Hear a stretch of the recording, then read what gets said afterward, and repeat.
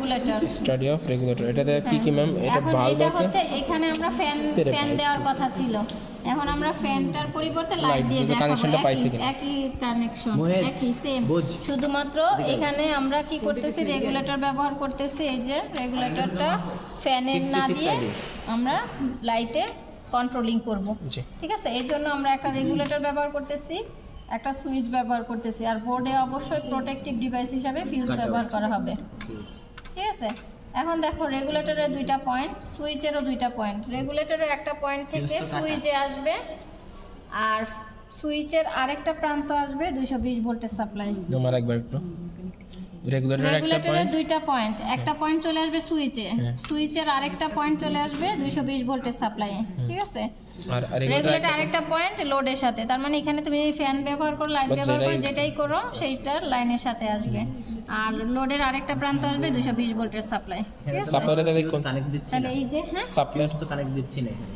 না, ফিউজ তো বোর্ডের সেফটির জন্য আমরা দিব, এখন তো আমার দরকার নাই ফিউজটা, একটা ফিউজ দিয়ে পুরো বোর্ডটাই, ঠিক আছে? বুঝতে পারছো?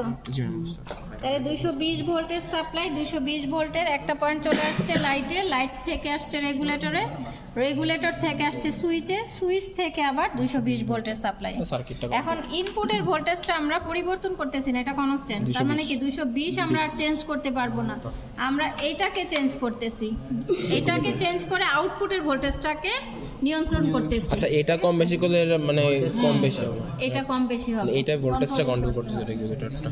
তাহলে এই যে এটা দিয়ে আমরা কন্ট্রোলিং করতে পারতেছি, ঠিক আছে? একটু কোন ম্যাম, এটা একটু দিয়ে আমরা আমি এটা কি লাইটের জন্য কোনো ক্ষতি করবে না? কেন ক্ষতি হবে? আমি রেগুলেটর দিতেছি না, বাট আমার তো এটা বিদ্যুৎ DC ম্যাম, কারেন্ট মানে বিদ্যুৎ খরচ তো সেম হচ্ছে, বিদ্যুৎ খরচ সেমই হবে, জাস্ট আমরা কারেন্টটা কন্ট্রোল নিয়ন্ত্রণ করতেছি এটার উপর। কাটে দেবে না, কাটে যাবে না।